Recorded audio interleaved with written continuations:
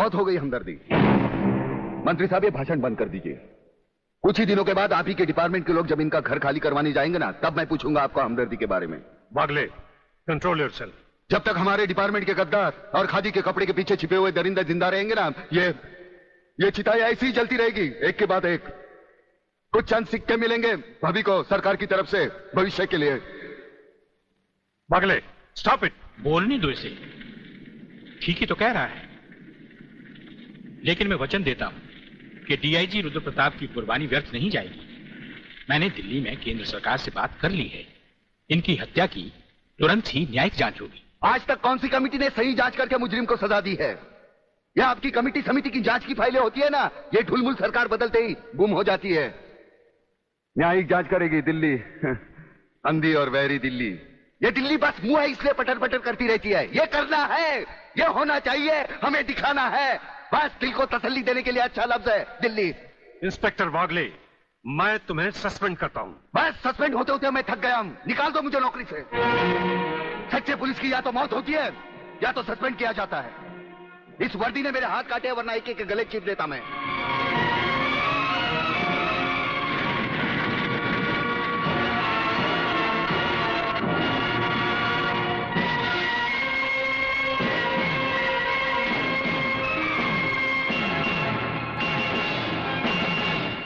एक बात बता मेरे को, इन मासूमों को हिंदू और मुसलमान के बारे में किसने बताया?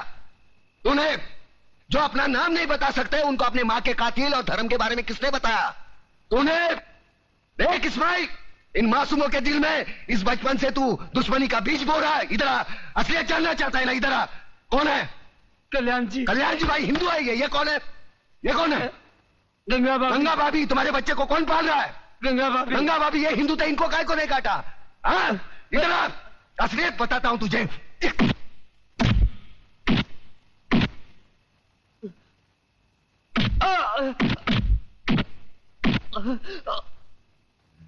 ये ले, ये मुसलमान का खून, ये हिंदू का खून। बता, इसमें मुसलमान का कौन सा, हिंदू का कौन सा? बता। साले बनाने वाले ने इसमें फर्क नहीं किया, तू कौन होता है फर्क करने वाला? ये कलम वाली बाई ठीक कहती है, इसकी कड़वी सच्ची बातें तुम्हारे खोपड़ी में नहीं घुसती। किसने किसको मारा? किसने किसको जलाया? साला कल तक हम एक दूसरे के त्योहार में शरीक होते थे, एक दूसरे के सुख दुख बांटते थे। अपने टकले पे गणपति लेके काय को जाता था? पानी में गणपति बाप्पा मोरिया काय को नाचता था? अल्लाहुम्मा सल्ली अला अला सैयदना मौलाना मोहम्मदीब व अला आले सैयदना मौलाना मोहम्मदीब व बारिक व सलीम। ये दुरूद शरीफ तेरे को किसने सिखाया? अब चंद गद्दारों की साजिश में अपने भाईचारे को दफनाना चाहता है। प्रताप, मुझे माफ कर दो, मैं बह गया था, मैं बह गया था प्रताप, मुझे माफ कर दो।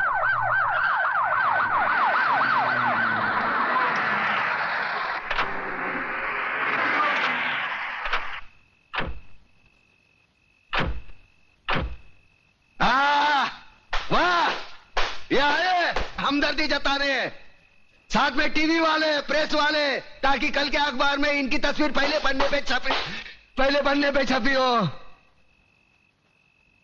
दो बूंद खून का दान करेंगे और अखबार में ऐसा हंगामा मचवाएंगे जैसे गरीबों के लिए इन्होंने अपने खून की नदियां बहाई हो। सारे कुर्सी के लिए अपने बहन बेटी को बेचने वाले जल्लाद लोग है ये। कुछ नहीं, सब ठीक है, सब ठीक है। तुम्हारे नापाक कदम आगे मत बढ़ाओ, तोड़कर तुम्हारे गले में पहना देंगे। आज तुमने राम और अल्लाह को मारने की कोशिश की है, लेकिन एक बात ध्यान में रखना, हम भले ही ऊपर वाले को अलग अलग नाम से पुकारते हैं, लेकिन हमारा धर्म एक है, मजहब एक है, इंसानियत।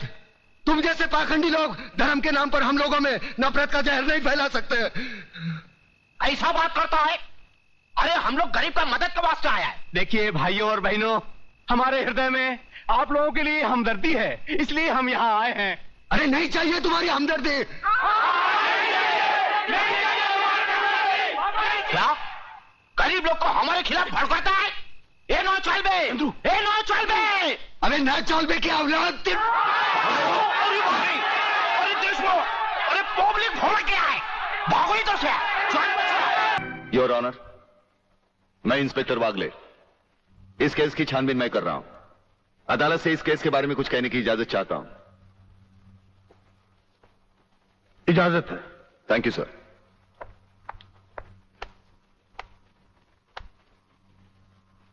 योर ऑनर, इंसाफ के इस मंदिर में आपको न्याय करते हुए कई साल हुए होंगे और इन सालों में आपके सामने रेप और मर्डर्स के अनगिनत केसेस भी आए होंगे। क्या उन अनगिनत केसों में आपके सामने कोई ऐसा केस आया है जहां कत्ल और बलात्कार करने वाले ने जिसके ऊपर बलात्कार किया है उसे खुद अस्पताल पहुंचाया हो? ये तो अभी तक सुना नहीं कभी। सही कह रहा है ये बात। कुछ ना कुछ गड़बड़ जरूर है। बहुत बड़ी ऑर्डर ऑर्डर। इंस्पेक्टर वागले, मुझसे सवाल करने की बजाय आप इस केस में रोशनी डालिए। वही कोशिश कर रहा हूं सर। अदालत सरकारी वकील की जिन दलीलों को मद्देनजर रखते हुए इन लड़कों की जमानत नामंजूर कर रही है, मैं उन्हीं दलीलों के बारे में कुछ कहने की इजाजत चाहूंगा। इजाजत है। सरकारी वकील का कहना यह है कि अनीता चौधरी की लाश के पास संजय चौहान का पर्स मिला। हो सकता है बेहोश राधा टंडेल को उठाते वक्त वो पर्स वहां गिर गया हो। अब इनका कहना यह है कि राधा टंडेल ने इन लड़कों के खिलाफ बयान दिया है। यह भी तो हो सकता है कि वो बयान उसे किसी के दबाव में आकर दिया हो। जिस डॉक्टर ने बलात्कार की रिपोर्ट बनाई वो भी खरीदा गया हो। आपकी इन दलीलों से अदालत अपना फैसला नहीं बदल सकती। यह फैसला आप जबरदस्ती इन पर लाद रहे हो। इंस्पेक्टर वागले, अगर मैं चाहूं तो अदालत की तौहीन के जुर्म में मैं तुम्हें अभी टर्मिनेट कर सकता हूं। कोई परवाह नहीं है मुझे इस बात की। मेरा तो विश्वास उठ गया है इस कानून से। कौन सा कानून, कैसा कानून? यह कानून तो चंद मुजरिमों की रखेल बन बैठा है। इसलिए लोग अदालत का दरवाजा खटखटाने के बजाय गुंडों की चौखट चूमते हैं। Take him out of the court. अगर जिंदगी में किसी से रिश्वत ना ली हो तो ही मुझे हाथ लगाना।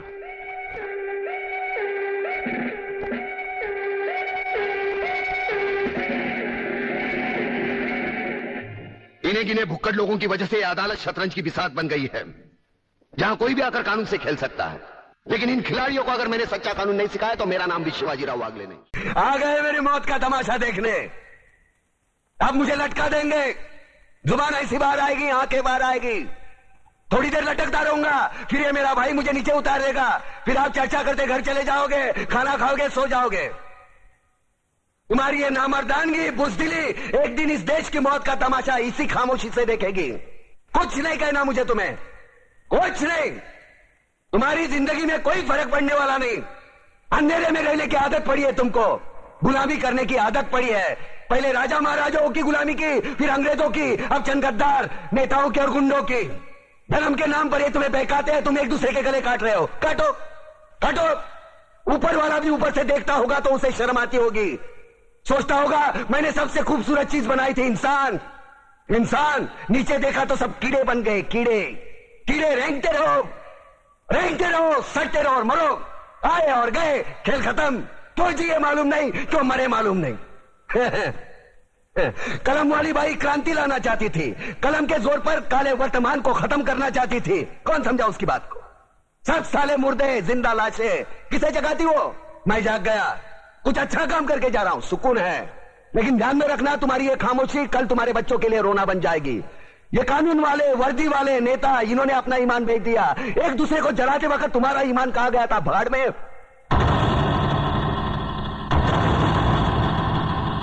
ये पिस्सू जैसा हमारा पड़ोसी मुल्क आने वाले कल में शायद अपने आप को दुनिया के नक्शे पर देख नहीं पाएगा। एक बात भूल रहा है, उनके घर में जो रोटी बनती है ना, उसका आटा भी विदेशी चक्की से पीस के आता है।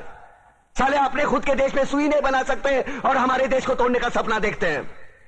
वो ये सपना देख सकते हैं क्योंकि उन्हें मालूम है ये मुर्दों का देश है। वतन के लिए किसी को कोई हमदर्दी नहीं है।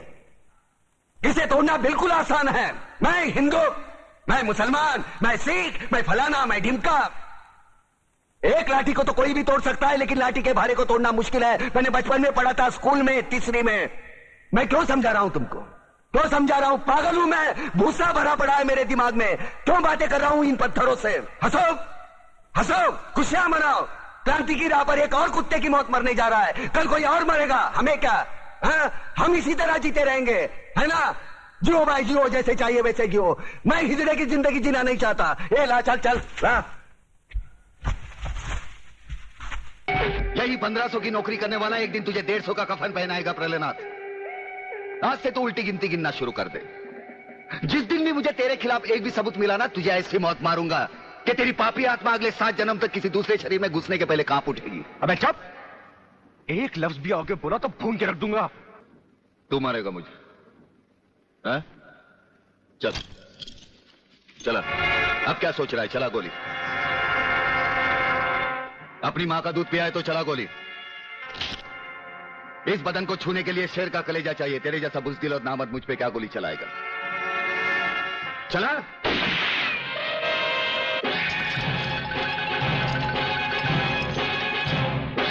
पुलिस अफसर पर गोली चलाने के जुर्म में मैं तुझे गिरफ्तार करता हूं। प्रहलाद जरा भी हिले तो इसकी खोपड़ी खोल दूंगा।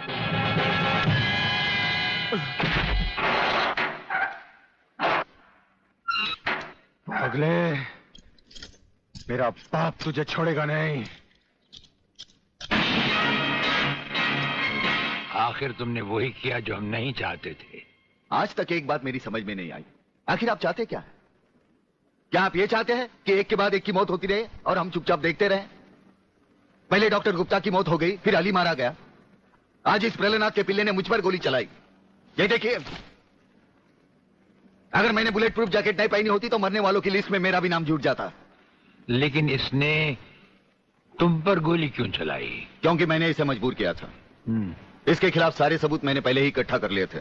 सवाल था उंगलियों के निशान का, जो इस रिवॉल्वर पर मौजूद हैं। एक बात मैं दावे के साथ कह सकता हूं सर, अनीता चौधरी का कातिल और राधा टंडेल से शरीर संबंध रखने वाला यही है रसिकनाथ। डीआईजी के बेटे संजय को फंसाया है क्योंकि वो अपने बाप के कातिल का चश्मदीद गवाह है। वागले, अब हम इसे उस अस्पताल में ले जाएंगे जहां इसके अंदर के छुपे हुए राज एक बीमारी की तरह बाहर आ जाएंगे। आ गए मेरी मौत का तमाशा देखने। अब मुझे लटका देंगे, जुबान ऐसी बाहर आएगी, आंखें बाहर आएगी। थोड़ी देर लटकता रहूंगा, फिर ये मेरा भाई मुझे नीचे उतार देगा, फिर आप चर्चा करते घर चले जाओगे, खाना खाओगे, सो जाओगे। तुम्हारी ये नामर्दानगी, बुज़दिली एक दिन इस देश की मौत का तमाशा इसी खामोशी से देखेगी। कुछ नहीं कहना मुझे तुम्हें, कुछ नहीं। तुम्हारी जिंदगी में कोई फर्क पड़ने वाला नहीं। अंधेरे में रहने की आदत पड़ी है तुमको, गुलामी करने की आदत पड़ी है। पहले राजा महाराजाओं की गुलामी की, फिर अंग्रेजों की, अब चंद गद्दार नेताओं की और गुंडों की। धर्म के नाम पर ये तुम्हें बहकाते हैं, तुम एक दूसरे के गले काट रहे हो। काटो काटो। ऊपर वाला भी ऊपर से देखता होगा तो उसे शर्म आती होगी, सोचता होगा मैंने सबसे खूबसूरत चीज बनाई थी, इंसान। इंसान नीचे देखा तो सब कीड़े बन गए, कीड़े। कीड़े रेंगते रहो, सटते रहो और मरो। आए और गए, खेल खत्म। क्यों जिए मालूम नहीं, क्यों मरे मालूम नहीं। कलम वाली बाई क्रांति लाना चाहती थी, कलम के जोर पर काले वर्तमान को खत्म करना चाहती थी। कौन समझा उसकी बात को? सब साले मुर्दे, जिंदा लाशें। किसे जगाती वो? मैं जाग गया, कुछ अच्छा काम करके जा रहा हूं, सुकून है। लेकिन ध्यान में रखना, तुम्हारी ये खामोशी कल तुम्हारे बच्चों के लिए रोना बन जाएगी। ये कानून वाले, वर्दी वाले नेता, इन्होंने अपना ईमान बेच दिया। एक दूसरे को जलाते वक्त तुम्हारा ईमान कहां गया था? भाड़ में।